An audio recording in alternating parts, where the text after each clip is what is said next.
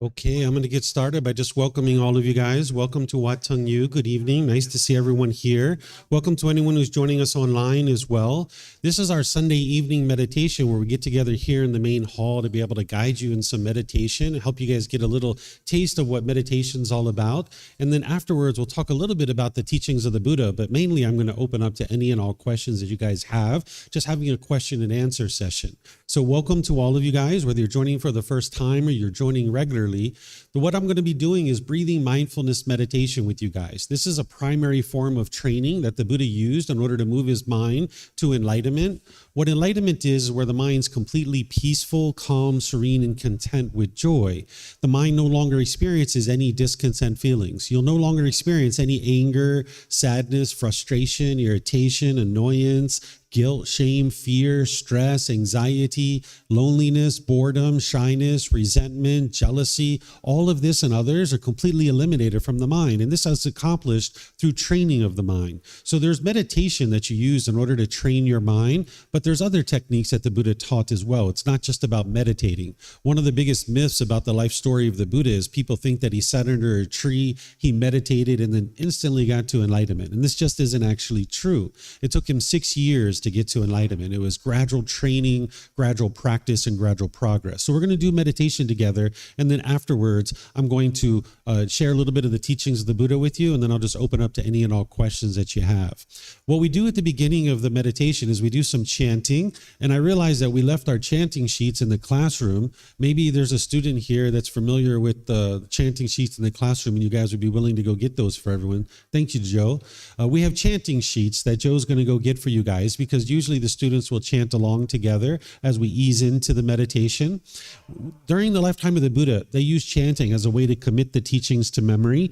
Every 2 weeks, the students would come together and they would recite the teachings orally. This is the way they remembered the teachings, because 2,500 years ago, they didn't have books. They didn't have YouTube or podcasts or audiobooks or all the things that we have today in order to be able to help us commit the teachings to memory and actually learn and develop and grow on the path to enlightenment. So they use chanting or recitation of the teachings in order to help them commit the teachings to memory. So every 2 weeks, the students would come together and they would recite his teachings orally.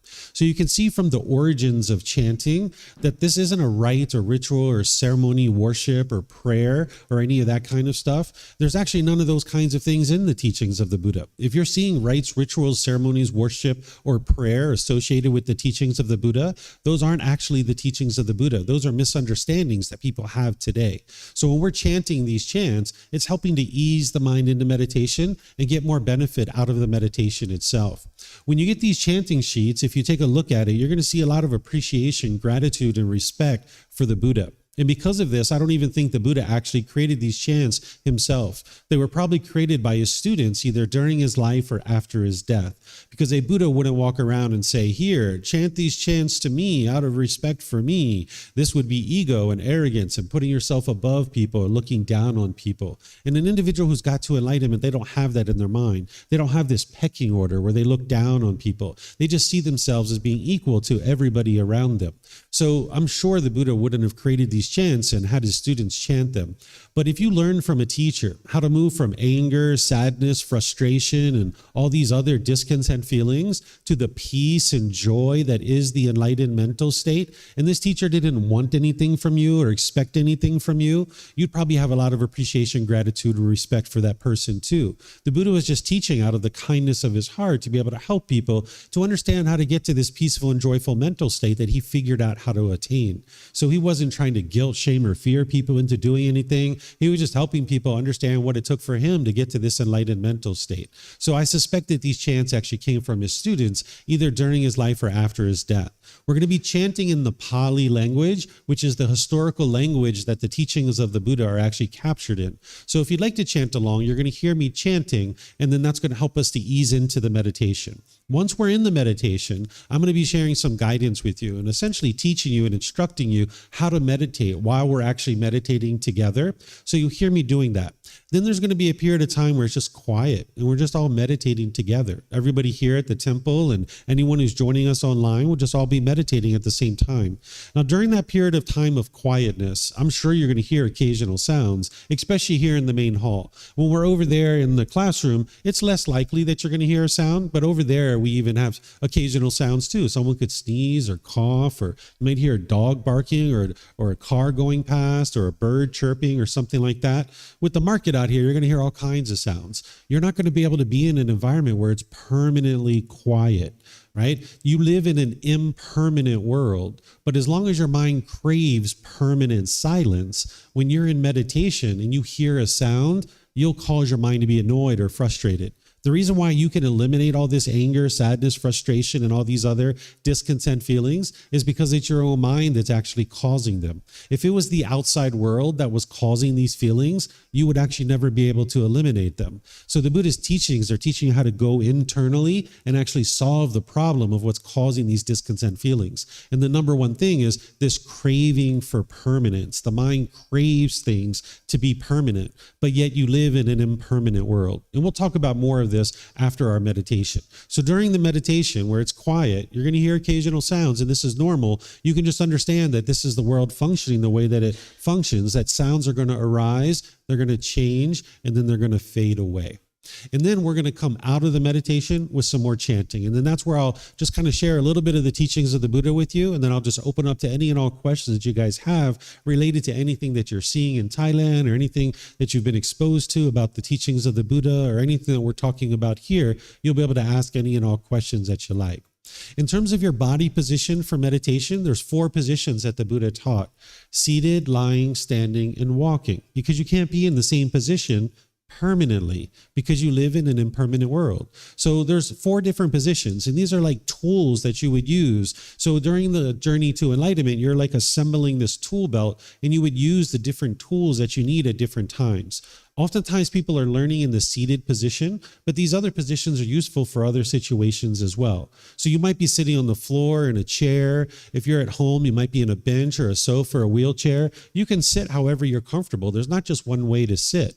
You're not interested in the body being painful, but you're also not interested in being luxurious either. You like the body to be in the middle where it's comfortable.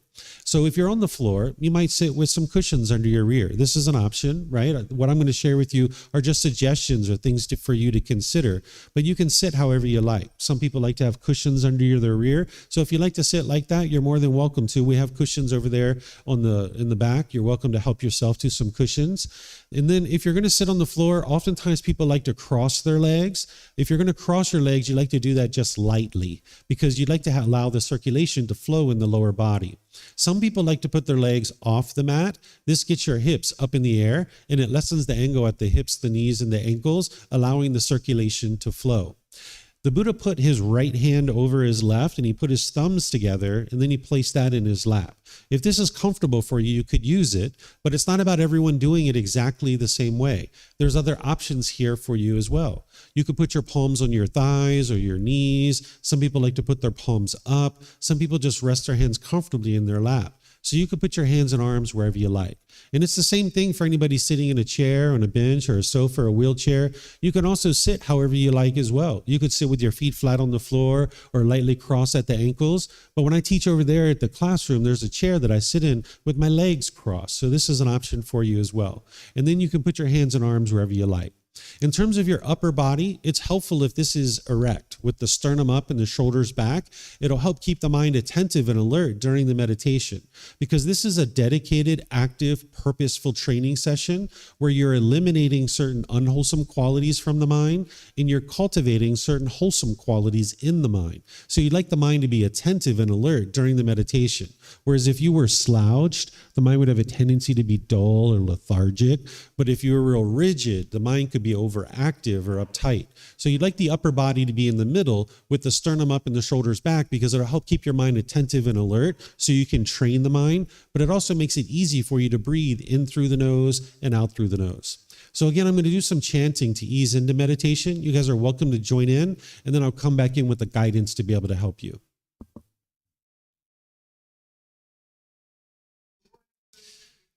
Arahang สัมมาสัมพุทโธมะคะวาพุทธังมะคะวันนังอภิวาเทมิสวากขาโตมะคะวะตาธัมโมธัมมังนามัสสามิ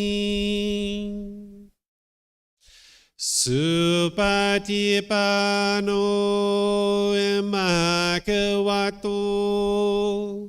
สาวกสังโฆ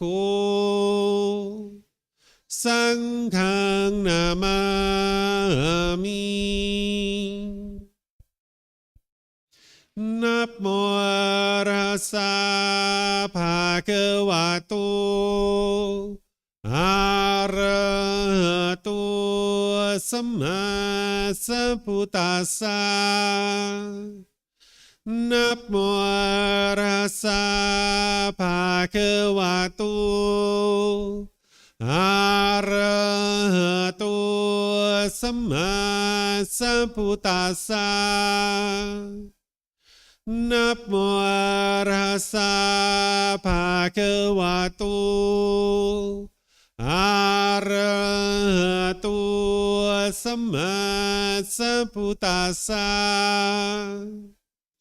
อิติปิโสภะคะวะ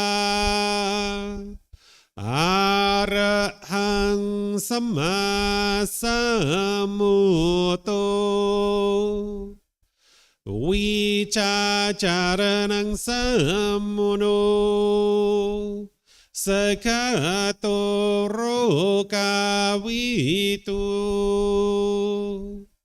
อนุเตโรปุริสาดัมมาสติสัตตาตาวามนุสรังพุทโธภะคะวะติ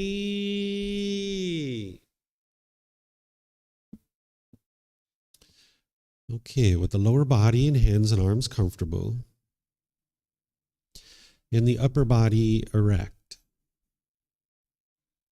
just close the eyes and start breathing in through the nose and out through the nose. Here you're just looking to establish the breath. A nice, natural, steady, consistent breath. Not forced or controlled. Just a gradual inhale through the nose, experiencing the full breath. And then whenever you're ready, exhale out through the nose. Breathing in and out.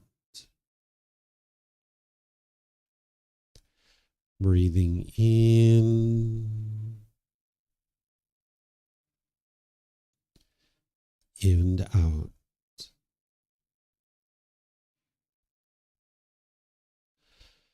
Your breath may not match up to the guidance that I'm providing, and that's okay. This is your practice. I'm just here for guidance. You can use this voice as a reminder that whenever you get to the next inhale, breathing gradually through the nose, developing a nice, natural, steady, consistent breath. And then whenever you're ready, exhale out through the nose, experiencing the full breath. Breathing in and out. Breathing in and out. With the breath well established, start fixating the mind on the breath, either the sound of the breath coming into the nose or the sensation of air moving over the skin into the nose. The breath is the present moment. Fixate the mind on the breath, the present moment. Breathing in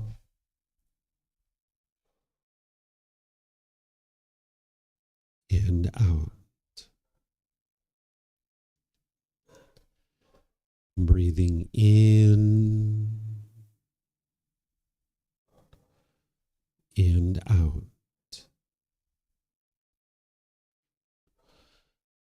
With the mind fixated on the breath, whenever you notice that it moves off the breath, cut that off, let it go, and come back to the breath, the present moment. No need to observe the thought, label it, judge it, analyze it, or even try to figure out where it's coming from. Whenever you notice that the mind is moved off the breath, cut that off, let it go, and come back to the breath, the present moment. Breathing in and out. Breathing in and out.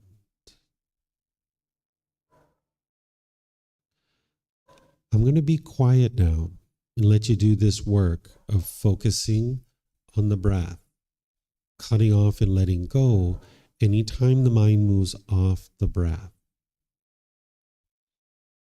You have nowhere to go. There's nothing to do. No one needs you right now. This is your time to focus on the breath. Breathing in and out.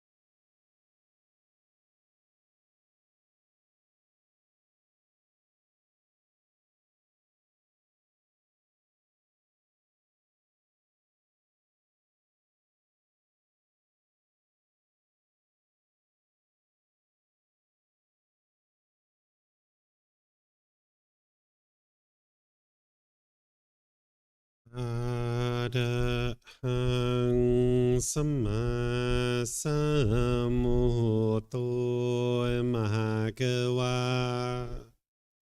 โอตังมหาเกวันหังอภิวาเตมิ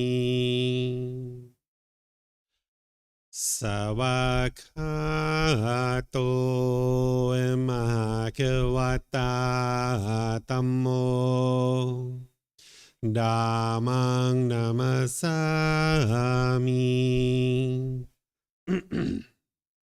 สุปฏิปันโนมหาเกวัตโต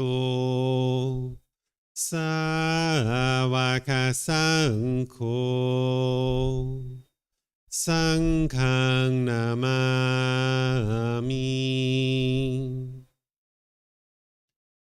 นะโมตัสสะภะคะวะโตอะระหะโตสัมมาสัมพุทธัสสะนะโมตัสสะภะคะวะโตอะระหะโตสัมมาสัมพุทธัสสะนะโมตัสสะภะคะวะโตอะระหะโตสัมมาสัมพุทธัสสะอิติปิโสมหาเขวาอะระหังสัมมาสัมพุทโธวิจาจารนังสัมมุโนสกขาโตโรกาวิตุอนุเตโรปุริสาดามาสติสัตตาตาวามนุสนังโอโตภะคะวะติ Okay, if you guys would like to slowly make your way out of meditation. Once again, welcome to all of you. Nice to see everyone here this evening. Welcome to everyone joining online as well. Sawadee krap. Welcome to all of you guys. So this is called Breathing Mindfulness Meditation. This is a form of meditation that is training your mind to let go, let go, let go. Because that's what's causing the mind to be angry and sad and frustrated, irritated, annoyed, having guilt, shame, fear, stress, anxiety, loneliness, boredom, shyness, resentment, jealousy. All these feelings are actually coming from the mind holding on and craving permanence, wanting things to be a certain way, expecting things to be a certain way, thinking that the world should operate according to what's going on in your own mind. The mind craves this permanence. The mind is longing, yearning, wanting things to be a certain way. So for example, if the mind sees that it's sunny outside, you might get so happy and excited about that because that's what the mind wants maybe in that situation. It's longing, it's yearning, it's having craving, desire, attachment, wanting things to be a certain way. But then when it rains, the mind's frustrated or agitated or annoyed. The only thing that's happened here is change. That's all that's happened. But the mind was craving permanence, and it was basing its happiness on the sun. And as long as it's sunny outside, the mind will experience those pleasant feelings of happiness, excitement, elation, thrill, exhilaration, euphoria. But when you base your inner feelings on some external condition, that external condition is not permanent. So that means your happiness is not permanent either. So when it changes to rain or snow or some other weather that your mind doesn't like, now you're angry or sad or frustrated. Or maybe if you get really happy and excited when your bank account balance is up here, but when it goes down here, you might get sad or angry or frustrated. Again, the only thing that's happened here is change. That's it. And the world is full of change. The world is impermanent. So as long as your mind craves permanence and it's holding on, you can only be happy when you get what you want. That's what the mind does in the unenlightened state. So let me give you some kind of more detailed examples to help you see this, because the teachings of the Buddha aren't based in belief. You need to be able to see the truth for yourself. The teachings of the Buddha aren't about believing a bunch of things and then hoping something good happens when you die. It's about learning, growing, and developing in this life, cultivating wisdom and being able to train your mind to experience more and more peace and joy to the point where you can completely eliminate all these discontent feelings. But you need to be able to see what's causing it, because you'll never be able to eliminate your anger and sadness and stress and anxiety and boredom and loneliness and all these other feelings if you don't know what's causing it. So think back to when you first got together with a boyfriend or girlfriend. You might have been so excited and so happy when you met this person and they started showing you affection. Maybe they were inviting you out to dinner or to the movies, or maybe you guys were going to the park and having great conversations. Maybe you even might have been having intimate contact where you're having sex and you're having so much pleasure and so much excitement during this period of time. But then at some point, as the relationship went on, it started to deteriorate and you guys might have broke up for any number of reasons. And now when you guys broke up, you might have been angry or frustrated. You might have been lonely or bored. You might have been missing this person. This is your mind holding on, craving permanence. Oftentimes people mistakenly think it's your love that's causing you to experience these painful feelings. It's the mind craving permanence, thinking that this relationship is permanent. Ever since you guys got together, the relationship was impermanent. Even if you guys were together for the rest of your life, more likely than not, one of you would have died first. So this relationship was always impermanent, but the mind was craving for it to be permanent. And as long as you guys were together, there was a certain amount of comfort. But when you guys broke up, the mind didn't like that change. It didn't like that impermanence, because the mind doesn't understand that the world around you is constantly changing. Maybe you've had someone close to you, like grandma or grandpa or mom or dad or brothers or sisters that have passed away. And when they died, you might have had sorrow or grief or painful feelings during that period of time. You're not a bad person if this occurred. This is what the unenlightened mind does, that it craves permanence. As long as grandma and grandpa are alive, the mind's getting what it wants. It's getting its cravings, desires, attachments fulfilled. So it has a certain amount of happiness there. But then when they die, that impermanence, the mind doesn't like it because it's craving permanence. So it's not your love that's causing these painful feelings. It's the mind craving permanence. Here's an example that doesn't involve relationships, and maybe you'll be able to see it a bit more closely with this. Let's just say you had a brand new car and you saved up for this brand new car and you drove it off the parking lot and you were so proud of your brand new car. And maybe you park it at a store and you go inside and you come out and you see a scratch on your brand new car. You might be frustrated or angry or irritated or annoyed or some other discontent feeling. It's not the scratch that's causing that. And it's not the person who scratched your car. It's the mind craving permanence, wanting this car to look permanently beautiful. When in reality, you live in an impermanent world. The paint's going to fade. The tires are going to need to be changed. The upholstery is going to get ripped and torn, right? We're not talking about what's wise or unwise here, because obviously when we walk through a parking lot, we aspire not to scratch anybody's car.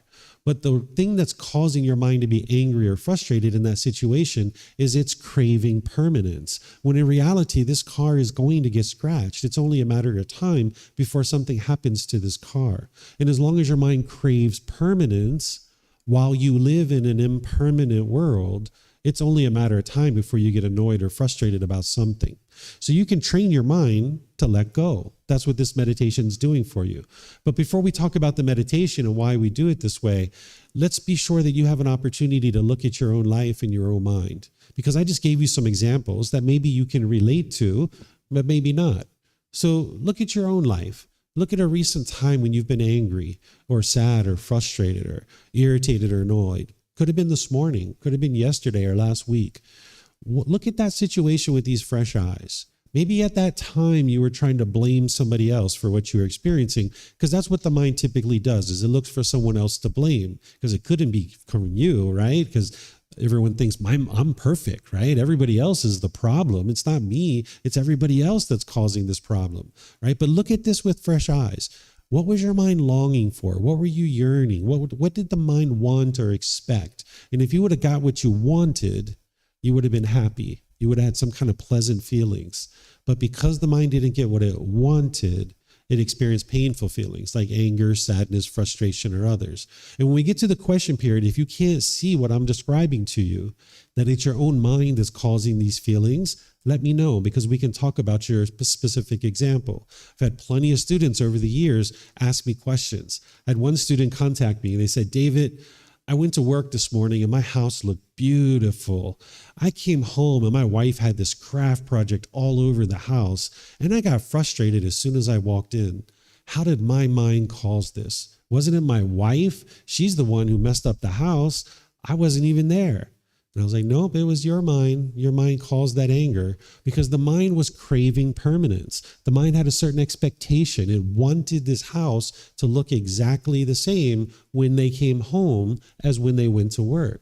And this just isn't possible because you live in an impermanent world. Your house isn't going to look exactly the same every single day. It's impossible for that to occur because we live in an impermanent world. So if you crave permanence, wanting the house to look a certain way, when you come home and it looks different than that, your mind's going to cause itself to be frustrated or agitated or annoyed.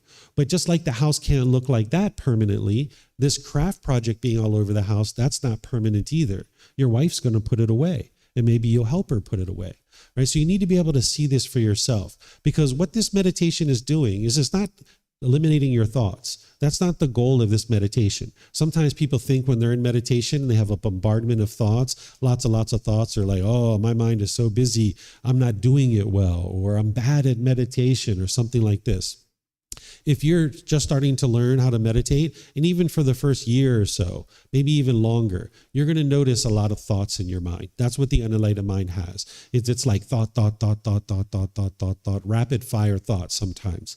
Or what you might have experienced is you had a thought and you followed it for a period of time, you looked at it, you played with it, you indulged in it, and you were like, oh yeah, that's right, I'm meditating. Let me bring my mind back to the breath. So if you did these things, this is normal. This is what the mind does when it doesn't have training, when it doesn't have control. What an enlightened being experiences is they experience thoughts during their meditation. But the difference is that when they have a thought, they notice it right away, they cut it off and let it go, and they bring their mind right back to their breath. And then they have these long periods of stillness and quietness in their mind. So if you experience lots of thoughts or you indulged in your thought for a period of time, this is completely normal. But what you're doing here is if 10, 15, 20, 30 times during your meditation, you had to let go, and kept coming back to the breath, this is very good for you because your mind in the unenlightened state doesn't know how to let go. So what you're essentially doing in meditation is it's like exercising the mind. Just like you might take the body to the gym and exercise it, you're taking your mind to the gym and you're exercising it so that you can train it to let go. Because it's letting go that is actually going to allow your mind to be peaceful and joyful. As long as you're holding on and wanting that boyfriend or girlfriend in your life, you'll be discontent. You'll be angry or frustrated. Because at some point, that boyfriend or girlfriend, you were like, you know what? If he wants to be with someone else, so be it. And you let go. And that's where your peace and your joy came back. Or you were like, you know what? If she wants to live in a different part of the world, so be it. And you let go. And that's when your mind regained its peace and joy. But it might have taken you several weeks or even months, or sometimes people even take years before their mind will actually let go. Because they think that what's causing these painful feelings is their love. So they try to hold on to this. So if grandma and grandpa or mom or dad or brothers and sisters die and you experience painful feelings, you might think the painful feelings are coming from your love. And if you eliminate the painful feelings, you're eliminating your love. But this isn't actually true. You can train your mind to have love and appreciation and gratitude for having this person in your life, but you don't experience the painful feelings. So that's training your mind to let go. That's what this meditation is designed for, to let go. And this is the primary training that the Buddha used in addition to other things to be able to train his mind to let go. There's a core central teaching of the Buddha called the Eightfold Path that has 8 individual factors that you learn and understand in order to be able to train your mind to get to this enlightened mental state. The Buddha discovered these 10 individual pollutions that are in the mind. We refer to them as the 10 fetters. They're referred to as a fetter because during the lifetime of the Buddha, if you were a prisoner and someone they were trying to keep confined to a certain area, they would attach a fetter to your ankle. What a fetter is a shackle and a chain and a ball, and they would just keep you out in a field, and then these people would be confined to this area. So just like a prisoner, when you release this shackle off your ankle, you're now free. The same thing is true that if you eliminate these 10 fetters or these pollutions, these defilements or these taints from your mind, the mind is now free. But when your mind's angry or frustrated or feeling guilt or shame or stress or anxiety, your mind's not free. It's all bound up. But when you eliminate these pollutions through training of your mind, through purification of the mind, your mind's now free. And it's peaceful, calm, serene, and content with joy. That's what the enlightened mental state is. It's a mental state that you'll be experiencing for the rest of this life, where the mind can have focus, concentration, clarity, and deep memory. Because when you have these pollutions in your mind, the mind doesn't have that focus, concentration, clarity, and deep memory. You'll notice that your personal and professional relationships are really blossoming because you don't have bitterness and harshness and hostility in your mind anymore. Because what the mind thinks is that the problem is external. When you get angry and frustrated, you might think it's other people that are causing this. And what you might do is you might push those people away, or you might push the situation away. This is the mind having aversion, where you think the problem is this person, and if I push them out of my life, then everything will be perfect. But you can see that that didn't solve your problem because you still get annoyed, you still get frustrated or irritated. Or you might be bitter and harsh and hostile towards people with your intentions, your speech, and your actions. It's almost like an animal growling and roaring at another animal. And this doesn't solve your problem either, because when you're bitter and harsh and hostile to people, this just comes back to you. And it's not that person that's causing you to be angry. It's your mind itself. And what the mind's doing through its harsh speech and its hostility and bitterness is it's trying to fear this other person into doing things your way. Because the mind thinks if I can just get them to do things my way, everything would be perfect. But the problem with that is there's 8 billion people in the world, and you can't get 8 billion people to do things your way because the world is impermanent. Or you might do a third thing, which is put your expectations on people and try to control them or pressure them or force them to do things your way. In fact, you might even have people doing this to you. And it doesn't feel comfortable when people are pushing you away, they're being bitter and harsh and hostile to you, or they're putting their expectations on you and trying to control you and force you to do things their way. So as long as the mind is doing this, you can't live harmoniously with all beings. It's only a matter of time before you encounter someone who does things differently than you because of impermanence. If you can only be peaceful around people who do things your way, there's only one person in the world who does things your way 100% of the time. Do you know who that one person is in the world that does things your way 100% of the time? Yourself. Right? So if you can only spend time with people who do things your way, and you can only be peaceful when people do things your way, and you can only love people who do things your way, there's only one person who you can spend time with. And there's only one person who you can love in the world. And you might even find that hard to do sometimes, that you have trouble even loving yourself. So there's another meditation that the Buddha teaches. He teaches 4 meditations. This is called Breathing Mindfulness Meditation, but there's other meditations that train your mind to eliminate things like anger, frustration, agitation, annoyance, even the slightest dislike. Right now, there might be certain people that you like in the world, and there are certain people that you dislike. And sometimes people think that that dislike is coming from the other person, but it's actually coming from your own mind. The mind has certain wants, certain expectations. It has certain cravings. I want everybody to do things this way. And when they do it that way, I like them. I really like them because they're doing it my way. But when they don't do things my way, the mind dislikes them. And the mind thinks that that dislike is coming from the other person when it's actually coming from your own mind, craving permanence, wanting things to be a certain way. So there's training that the Buddha shares that he first discovered, and he trained his own mind. And then when he trained his mind, he knew that he had gotten to enlightenment because his mind was completely peaceful and joyful. Then he dedicated the rest of his life to sharing his independently discovered teachings with countless people, and countless people got to enlightenment. He shared his teachings from the age of 35 to the age of 80. And then when he died at the age of 80, he preserved his teachings were preserved in such a way that countless more people got to enlightenment after his death. So these are the three primary criteria of what make a Buddha, is that they get to enlightenment by themselves without the help of any teachers or any guides, to the point where they're not even experiencing a bad mood. It's physically impossible for an enlightened being to experience a bad mood. Then they preserve their teachings, then they share their teachings with countless people during their life, and countless people will get to enlightenment during that person's life. Then they will preserve their teachings in such a way that countless more people will get to enlightenment after their death.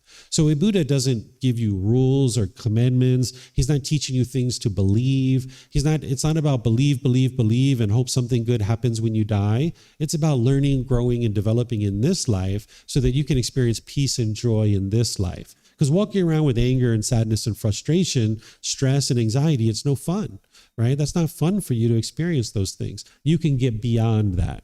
Just like you unsubscribe from an email list, you're like, nope, I'm not interested in your emails anymore. You can essentially do the same thing with your anger and your frustration and all these other feelings. Unfortunately, it's not a button that we can press and just be like, nope, not interested in that anymore. It's going to take time to train your mind, but through gradual training, gradual practice, and gradual progress, you'll see improvement to the condition of the mind. Because in situations where you're typically angry or frustrated or agitated or annoyed, and when you're in those same situations and you're not experiencing those feelings anymore, you'll know it's coming from this training of the mind with these teachings. So I'm going to stop here and just see if you guys have any questions on anything that I shared, anything that you guys are seeing in your own life, any challenges that you're having that you guys would like to get help with. You're more than welcome to ask any and all questions about anything I shared, anything you're challenged with, anything you're seeing here in Thailand you would like to ask questions about. If you'd like to ask questions here at the temple, we have a microphone in the front of the room and there's one in the back. All you need to do is pick up the microphone, take it to your seat, press the gray button. You're going to see the lights come on, and then you can just hold it up to your chin, and we'll be able to hear you here at the temple, and they'll be able to hear you online as well. If you speak here without a microphone, they won't be able to hear you online. And then you can keep these mics with you because you might have more than one question, or someone around you might have a question. And if you're not using it, if you could turn it off, that'll help us to not get feedback through the speakers. And if there's people online who have questions, you guys can put those into Facebook, YouTube, or Zoom in the comment section, and I'll be able to see that. Or in Zoom, you can electronically raise your hand, unmute your microphone, and ask any and all questions you like that way. So is there anybody here online that has a question you guys would like to ask? Yes, sir. You see the microphone up there? Yep.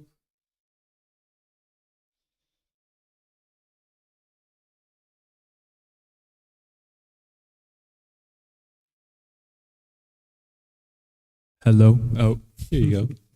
I wanted to ask, so for an enlightened being or someone like the Buddha, do they permanently reside as that bliss, that joy, that awareness, or do they also get caught up in thoughts sometimes? And the very fact that they can recognize that they were caught up in thoughts and then they can bring themselves back is why they're enlightened. Do you know what I mean? Yes. So they don't get caught up in thoughts. Their mind's completely peaceful and joyful. It's harmonious. That I wouldn't describe enlightenment as bliss. There's some people who describe it that way.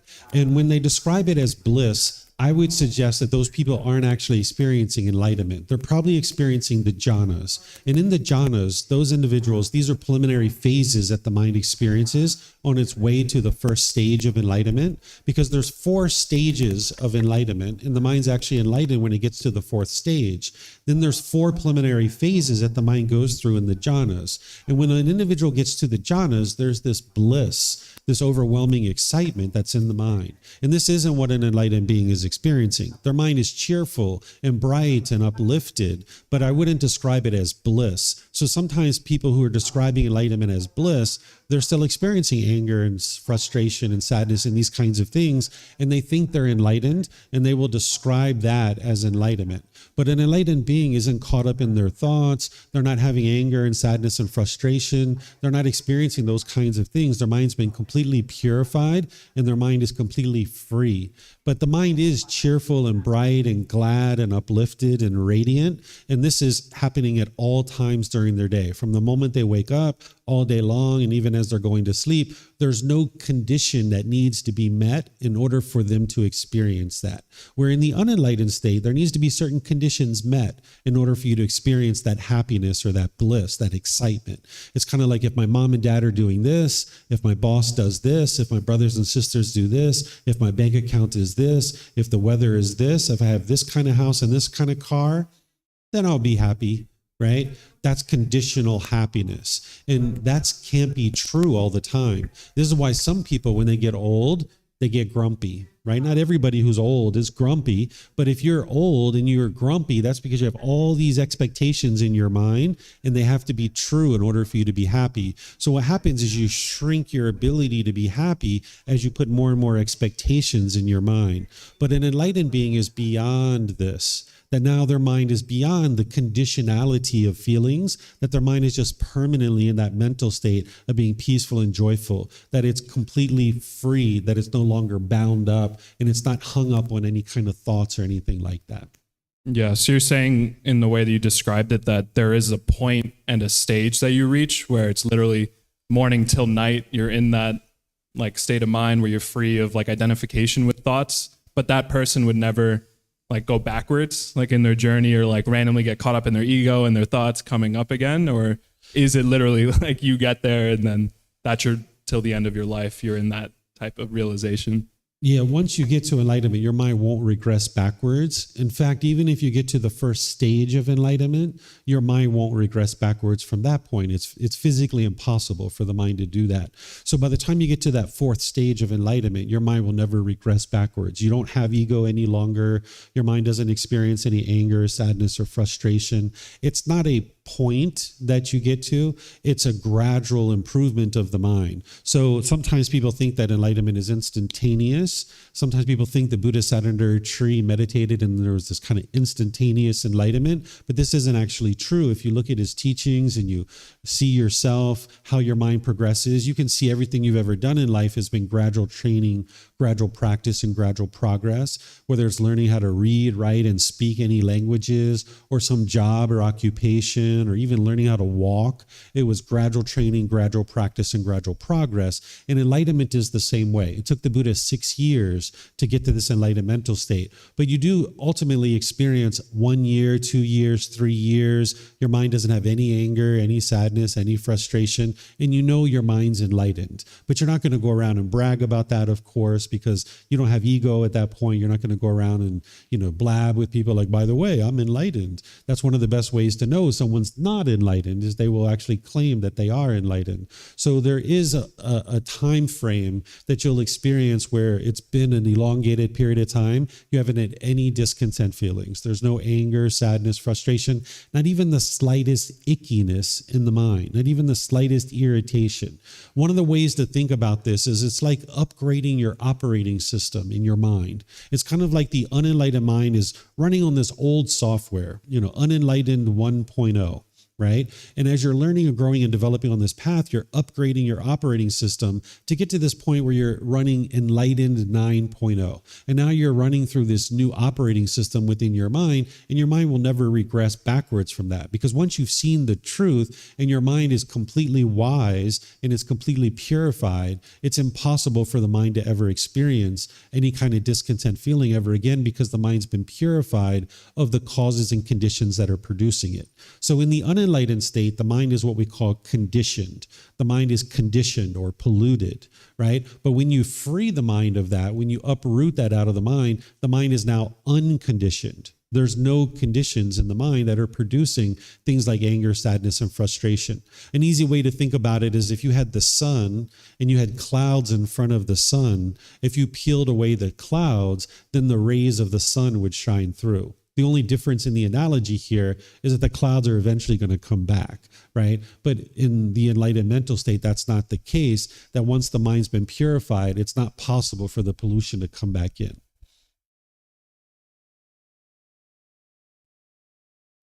No, you want? I can keep going. Please go ahead. It's good. There's another mic up here for you guys, if you guys would like another mic. How many people have reached the state of Buddha in the past 1,000 years? And Let me just answer one question at a time. okay, good. Yeah. So getting to enlightenment is not to become a Buddha, right? Sometimes people teach that once you get to enlightenment, everybody is a Buddha. This isn't actually true. The Buddha never taught this. A Buddha is a very unique and rare type of individual that's in the world. They get to enlightenment by themselves without the help of any teachers or any guides. They then dedicate the rest of their life to sharing their independently discovered teachings with countless people. And then they preserve their teachings in such a way that countless more people will get to enlightenment after their death.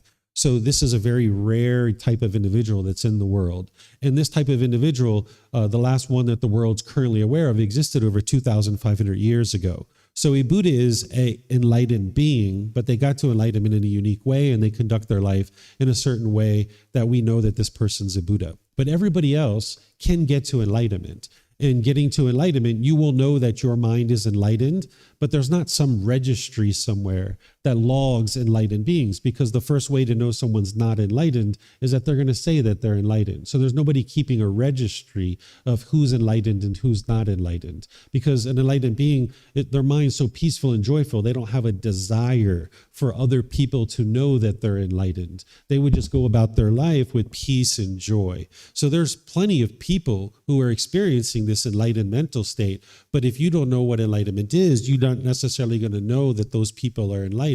And the goal of this path isn't to go around and determine who's enlightened and who's not enlightened. The goal of this path is for you to train your mind to get to enlightenment.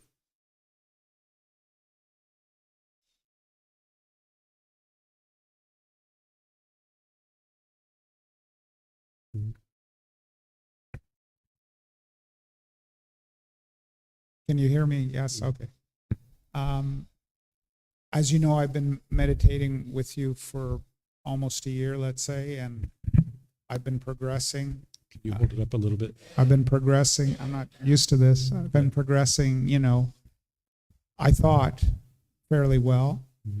And I finally made it to Thailand, just doing this tour that I told you about today. And just got into Chiang Mai yesterday, and now sitting in front of you, I'm so pleased to be here. But what I wanted to say to you is that I feel like I really regressed in my progress as a result of this trip, ironically. I was doing much better until I approached the point where I was going on this trip with my wife. And, my stress level went up. I was so worried about what could happen on this trip. And then I finally get here and I join a group of 30 people touring Thailand, north, south, all over. And I'm not really doing well through this experience. I'm not sleeping as well as I did when before, and it's because of the anxiety and I'm still trying to meditate. But the course, I told you how the agenda, the progress of this is like 8 hours, 10 hours a day, and there's really very little time to meditate. And then I'm with all these strangers, having to learn their names and try to be friendly as much as I can. It's all kind of foreign for me, and it's caused me to regress. Sure. So I just wondered if there's anything you can help me with to get back on track. Yeah, so getting back on track is something that you're going to need to decide to do, right? I can't, if you could turn off the mic for a second, we're getting a little bit of feedback. Maybe that one back there too. So there's no magical button to press that's going to get you back on track. But understanding why your mind's experiencing this can help you. Okay. So your practice on the journey to enlightenment is impermanent, that you're going to experience ups and downs along the way to enlightenment. It's only when the mind is actually enlightened that you're going to be experiencing this permanent peace and permanent joy. You'll experience more and more windows of time where you're experiencing that. Like in the first, second, third stage of enlightenment, you're experiencing longer and longer windows of time. But it's not until the mind's actually enlightened that it's going to be in that state permanently, right? So all the way up until that point, and you know that your mind's not anywhere near the first stage of enlightenment yet, right? But even all the way up to that point, your practice is going to be doing this. But even in the first, second, third stage, your practice is going to be going up and down a little bit, right? So you need to be able to understand that your practice is impermanent, that you're not going to be able to lock on to meditation and do, solid meditation all the way through now until the end of your life. It's just not possible because your practice is impermanent. But the thing is that the mind craves permanence. So it's not a surprise to me that you're experiencing certain challenges now that you're experiencing all this impermanence. You're in a different hotel maybe every night. You're around all these new people. You're in a different country. You're eating different food, different weather, different money, different people. All this impermanence is happening around you. And your mind's like, oh my gosh, I can't deal with this. There's so much change going on, right? So that's why your mind is experiencing higher levels of anxiety and stress, because you've got all this change. Where when you're at home, everything's pretty even keel because it's the same pillow, the same bed, the same food, the same everything. You can control your air conditioning. You don't have a neighbor next to you at a hotel that's maybe being a little bit loud or coming in at night. So you're dealing with all this impermanence, and the mind doesn't like that. That's the whole reason why you're training your mind. And going out on a trip like this, while it's challenging for you, it's actually very helpful for your mind to present this impermanence to your mind. So you will feel like your mind is regressing because you're having these ups and downs, but you do the best you can while you're out on a tour like this. Do the meditation as you can, right? Don't put this pressure on yourself. Don't have this craving to do meditation in the same way that you did when you were at home, because things have changed. Things are different, but the mind's craving that which you had at home, and you're not in that situation anymore. It's impermanent. So just understand, when you get home, you can start to meditate the way you used to when you were at home. But for now, you just do the best that you can, dealing with all this impermanence, doing meditation the best you can, and just realize that your mind is challenged with all this impermanence. Even though you chose to come on this trip and it's a tour that you were looking forward to and you were interested to experience, now that the mind's experiencing all this impermanence, it's like, whoa, I don't know if I like all this stuff. So you just need to understand that's what your mind's doing. That's what you're experiencing. Do the best you can with your meditation. And just know when you get home, you'll have your stable, steady meditation that you can build up from there. Oh, thank you. I feel very disappointed in myself in not having, been able to do this trip as I had hoped to enjoy. I'm not enjoying it as much as I thought I would because of the concerns and the anxiety, and it's resulting in lack of sleep and so on. At any rate, I will, I'm not going to give up. I'll keep doing the meditation when I can. But as I say, I feel very disappointed in myself. That disappointment is a discontent feeling, because it has this craving for this permanent meditation practice. And now that that's changed, your mind's disappointed. That's the craving that's causing that disappointment, that discontentedness. So remind yourself that what you're experiencing right now on this tour, it is impermanent. But also remind yourself what you experience at home, that is impermanent too. Because I overheard you talking with Leo, you're going to be going to Spain in March, right? So you're going to be experiencing change there too. So that's really good for your mind. Your mind's not going to get this permanence that it wants. Here's the interesting thing about the mind. The mind in the unenlightened state craves permanence. But if you really got that, wouldn't life be so boring for you if like Thailand was exactly the same as Canada, right? And Spain was exactly the same as Canada? It'd be so boring to experience that, right? So that's the ironic thing about the mind, is that if it truly got the permanence that it wants, you wouldn't like that either, right? And then here's the other side of this. The mind craves permanence while it lives in an impermanent world. And it can never get that permanence until it gets comfortable with impermanence. Once your mind gets comfortable with impermanence, you're going to get what the mind always wanted all along, which is permanent peace and permanent joy. But you need to first train your mind to be comfortable with impermanence so that then you can get this permanence that the mind was always seeking to begin with.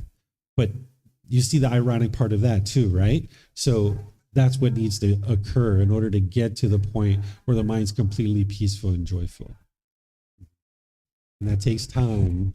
It's not going to be very quick. Yeah. Yes, ma'am. Yeah.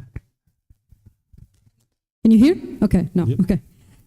So I've been practicing alone for some time, but I always have the problem understanding the part more with individualism, because I do, is it feedback?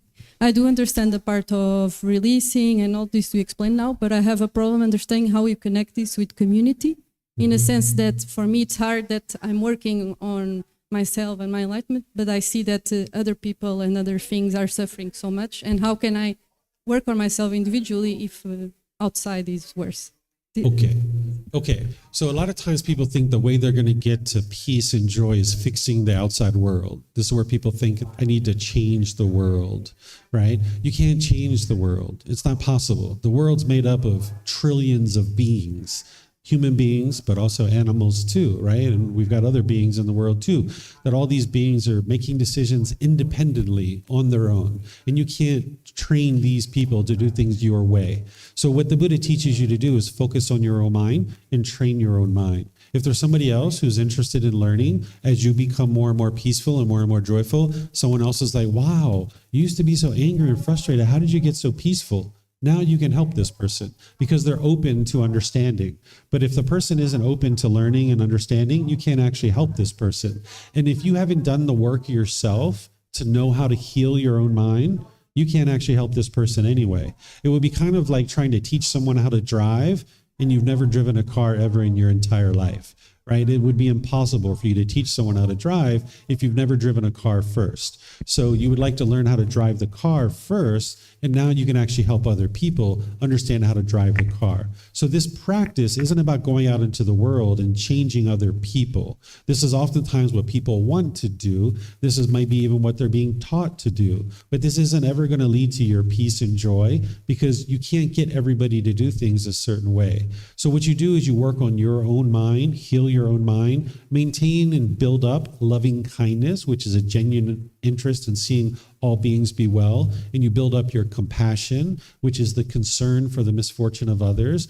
But understanding the wellness of somebody else is dependent on their decisions. It's not dependent on your decisions. If we could go out into the world and make everybody feel better and feel great, then of course somebody would have already done that by now. But unfortunately, you can't go out into the world and make everybody else feel better. If they're going to feel better, they need to do their own training on their own mind. So if you focus on your own mind, training your mind, becoming more and more peaceful, more and more joyful, and then as people are interested in your help, then you're able to help them. But you can only help somebody when they're asking for your help. You can't force it on them or push it on them. They have to be in a position that they're willing to learn and asking for help.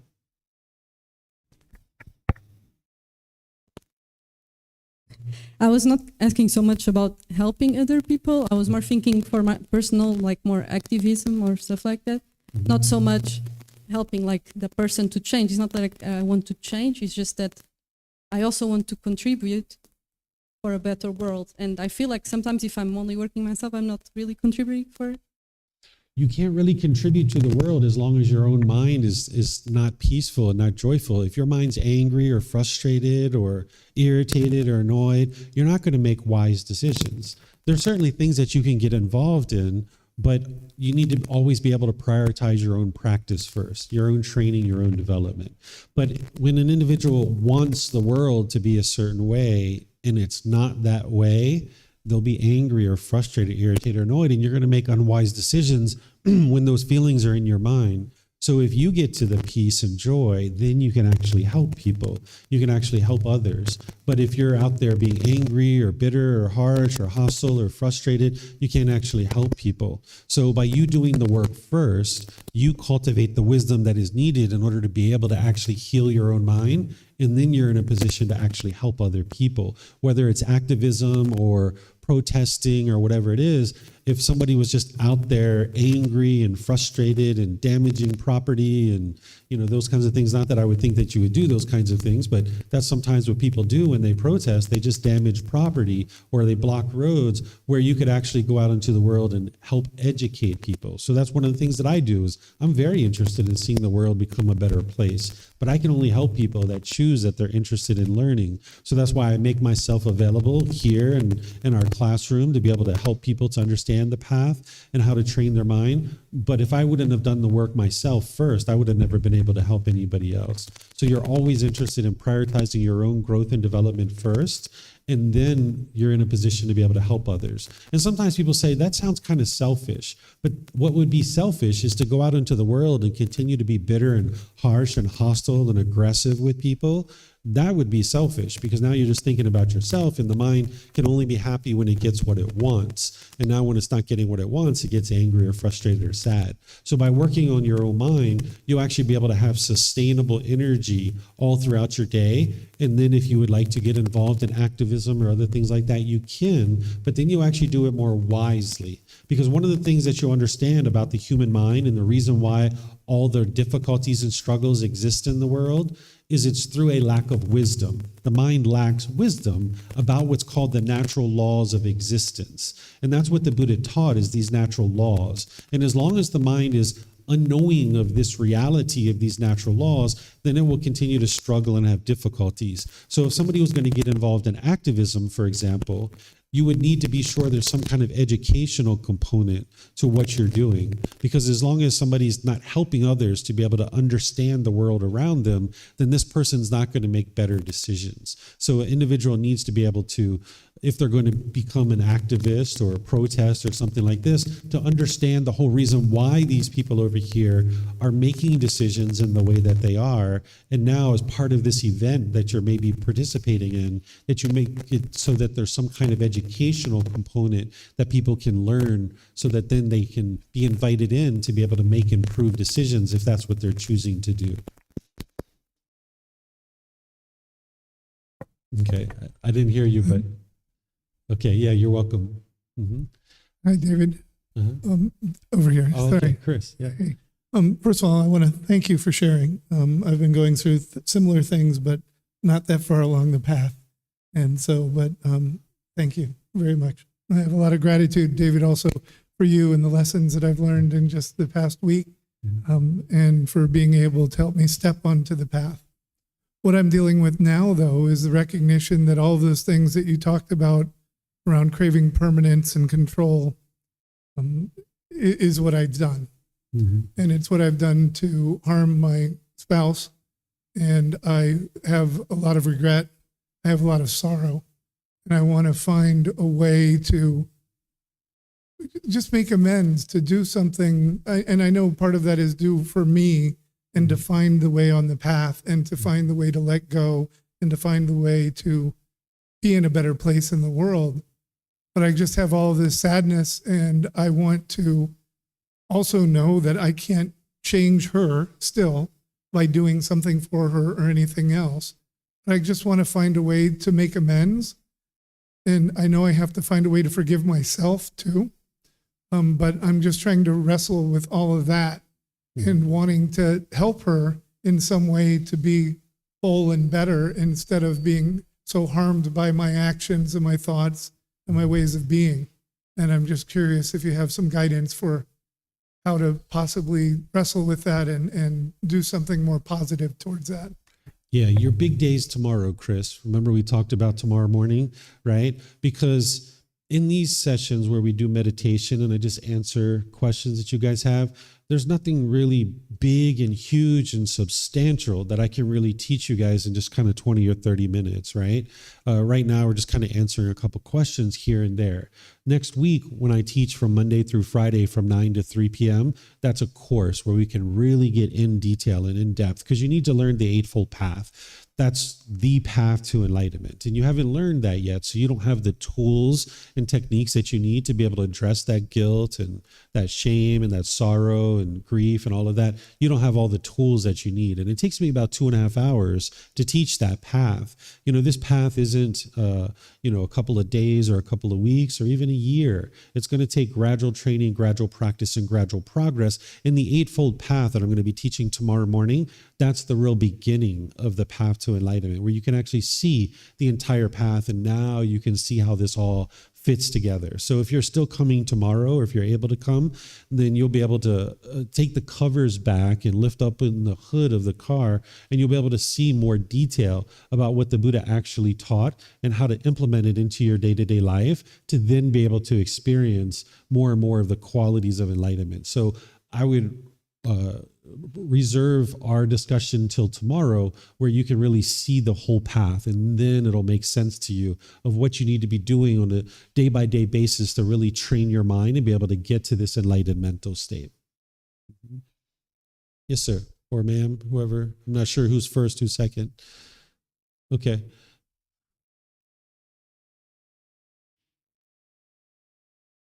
Once you press the button, it just takes like a second or two. There you go. Okay.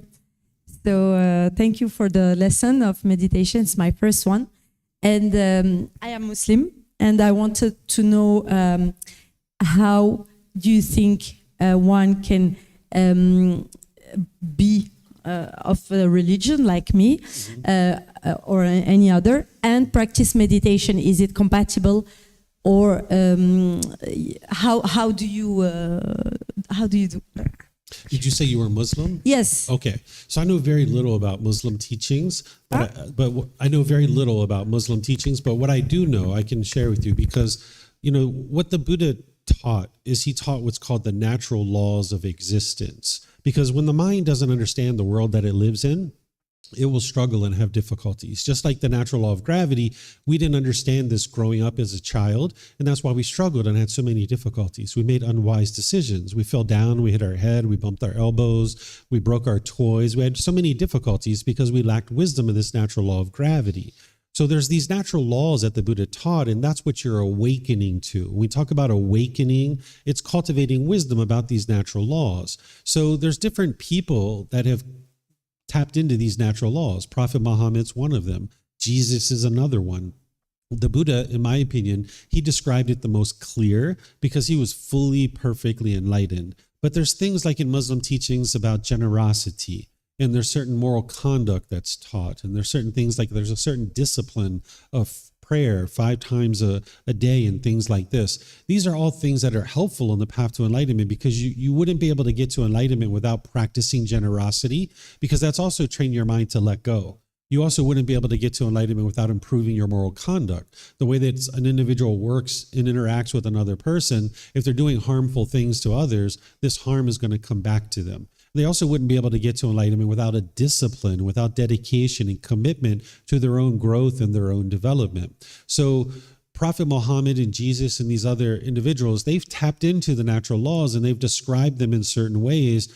But because, in my opinion, they weren't fully awake and fully enlightened, you don't have a complete package of what it's going to take for you to get to that peace and joy in this life. Normally, what Christianity and Muslim teachings, Judaism, and all these other teachings are doing is it's about believing something and then hoping something good happens when you die. And the Buddha's teachings are not that way. They're unique in that he's teaching you how to learn, grow, and develop in this life to be able to get to a peaceful and joyful life in this life. So whatever somebody has learned in terms of Christianity or Muslim teachings or Hinduism, Judaism, or anything like that, I would suggest that person see that as like growth and development in life, and that they were learning some aspect of what these natural laws are.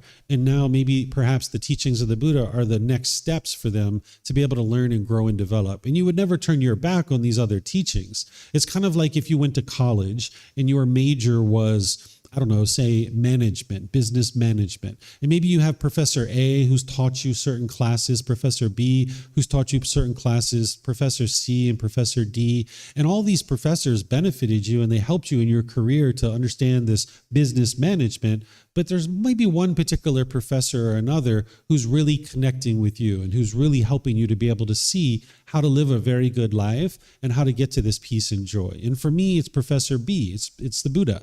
The Buddha clearly explained exactly how to get to this peaceful and joyful mental state. But that's not to say that Professor A, maybe Prophet Muhammad or Jesus or other people having contributed to our life, because even my grandmother contributed to my life. She used to say, if you don't have anything good to say, don't say anything at all, right? And even Jesus, he used to say, love thy neighbor, right? This is loving kindness and compassion for all beings. So the Buddha has the teachings where he's describing fully and perfectly how to get to this enlightened mental state. But these other teachers have certain similarities, but there's also differences as well. And when you understand the teachings of the Buddha very clearly and you're making your way to this enlightened mental state, you can be doing meditation, you can be learning these teachings because you're not worshiping any gods, you're not doing anything like that. There's no rules or commandments in the teachings of the Buddha.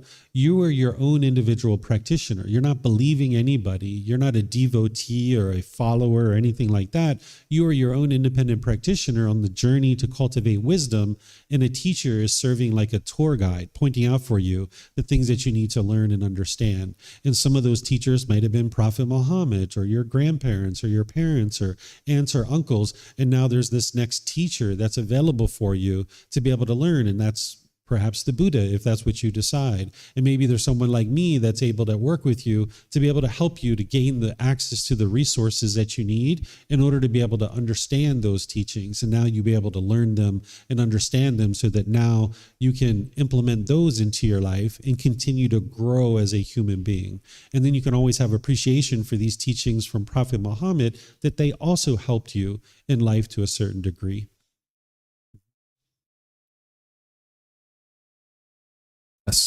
Tess. All right, so this is a more personal question, but so for me, I've been on my journey for about 5 years now, and especially the last 2 years, I've been seriously meditating at least 30 minutes or more every single day. And what I found for me in the recent 6 months, year, is that when I'm in deep meditation and I'm going deeper and deeper, I feel a lot of tension in my stomach. Mm-hmm. And this is from like hello. Oh, I know that a past thing for me where I was overweight and I was obese and I lost a ton of weight back then. My stomach. Might decide to get this other mic. You'll probably be able to hear you better. Microphone's impermanent too.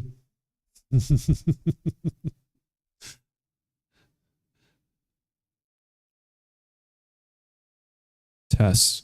Yeah, so I was saying that for me in the past, like 5 years ago, I lost like 65 pounds. I used to be obese. And then through that point, though, I held a lot of tension in my stomach because I was clenching it to try to look skinnier during those years. And I find that when I'm deep into my meditations and I'm like very close to coming to some sort of point, I feel a lot of tension here and a lot of control to want to breathe or control my own breath.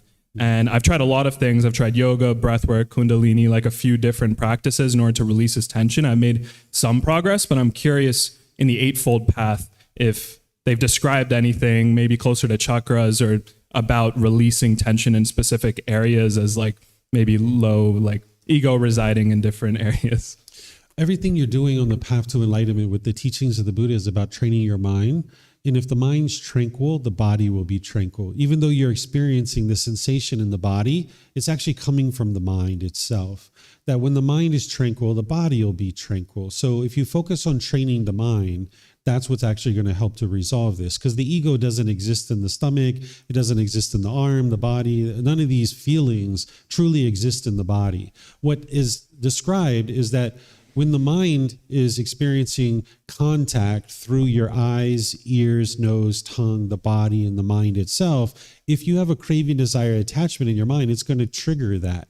And when it gets triggered, that's where you're going to first notice the bodily sensations. That's the early warning system alerting you that the mind is about to experience discontentedness. And what the Buddha teaches you to do is, if you have that mindfulness, to notice that awareness of the bodily sensations, you cut it off and let it go. This is an application of right mindfulness and right effort. And now when you cut off and let go at the bodily sensations, your mind doesn't actually form the conditioned feeling. But if you miss it as a bodily sensation, which oftentimes people do if they haven't trained their mind closely, then it's going to become a feeling. And the mind's going to experience anger or frustration or guilt or shame or some other discontent feeling. And if you missed it as a bodily sensation, you cut it off as a feeling.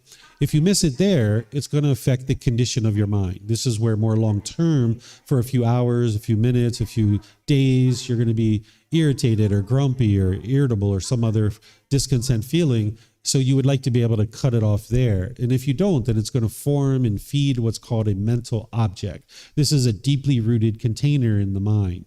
So this issue that you're having in the stomach, there's not going to be any kind of like quick fix or one technique that's going to fix it, because the mind is like the CPU of a computer. The CPU of the computer, that's like the whole computer, the central processing unit. If the CPU isn't functioning well, the whole computer is dead, right? The keyboard doesn't work well, the mouse, the monitor, everything else isn't working. So it's the same kind of thing, is that when you're noticing certain aches and pains or sensations in the body, it's all coming from the CPU, from the mind. So the Buddha focuses you on training your mind, because if the mind is tranquil, the body will be tranquil. And you're going to need to get to the point where you don't have a craving for this sensation to be gone. And it doesn't mean you don't make wise decisions to improve it. It just means that you don't have a longing, yearning, and craving for it to be different than it is. Understanding that this sensation is impermanent, it's not permanent, that this body is impermanent. So you don't crave and long and yearn for this permanent comfort of the body, but you're also not interested in being all the way over here on the other side where you could care less what's going on in this body either. So what you would like to do is come to the middle, where you're gradually making decisions towards inner growth and inner development, focusing on the mind. And now as you train your mind and you uproot the pollutions in the mind, eventually you'll get to the point where the body won't be experiencing that anymore. But for a period of time, you are going to experience that. But it's when you have a craving to get rid of it, that now the mind's chasing all these different things to try to get rid of it, when the real problem is actually inside the mind. And if you learn the Eightfold Path really closely and you train your mind through that, over time, you will release whatever's going on in the mind that's causing this pain in the stomach. And now the mind's tranquil, the body will be tranquil too. Yeah, thank you for that. That's funny how that works, because I feel like me chasing the solutions to it like furthered my craving to fix it, which inadvertently like made it worse. Even though I've tried all these things, you would think it's productive, because it's like that's how the rest of our life works. So you chase solutions to fix problems, but then here it's like you're digging the hole even deeper. Yeah. So yeah, I like that. That's the cycle that the mind's stuck in. Right?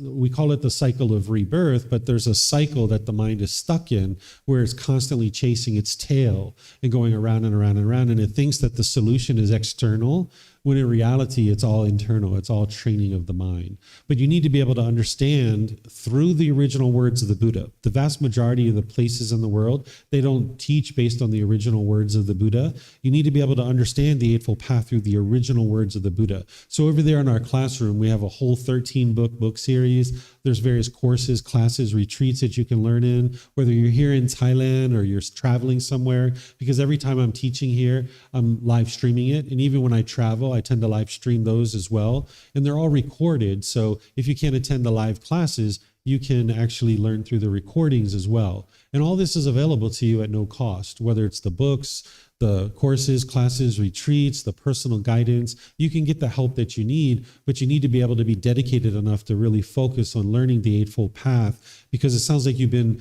involved in trying to do something for the last 5 years, but unless you have dedicated learning, a dedicated set of resources are based on the original words of the Buddha that are going to take you all the way through to enlightenment, then you're not really focusing your attention on what is really truly needed to learn and grow and develop on the path. Yeah. Fair enough. Okay. I'll come check it out. All right, so I think I'm going to end class here because I have actually another class at 9 o'clock that I'm going to be teaching over in the classroom. You guys are welcome to attend. I'm going to be doing meditation with students over there, and I'm going to be teaching chapter 20 from our book. We have a book that guides our program on Sundays and Wednesdays. It's called our group learning program. And chapter 20 is titled Animal to Human, the Evolution of Our Consciousness. And this is where you learn about how human beings have mostly evolved out of the animal realm, and we retain certain consciousness from our animal existences. And what you're doing on the path to enlightenment is you're shedding these animalistic instincts, becoming a better and better human being. And it helps you to be able to see this, that that's what you're doing, so that you can now train your mind and refine your mind to become a better and better human being, because that's what you're doing on the path to enlightenment. So you guys are welcome to join tonight at 9 o'clock. And then this week, you guys heard I'm teaching a class Monday through Friday from 9 a.m. to 3 p.m. You can come in and out of that class however you like. Tomorrow morning at 9 a.m. is where I'm going to teach the Eightfold Path. So if you'd like to come for class tomorrow, you'll be able to learn the core central teaching of the Buddha, which that's what you really need to really make deep progress on the path to enlightenment. So whatever you guys choose to do today, have a very lovely and wonderful rest of your evening. Take care and be well. Sawadee Kap. Sawadee Kap.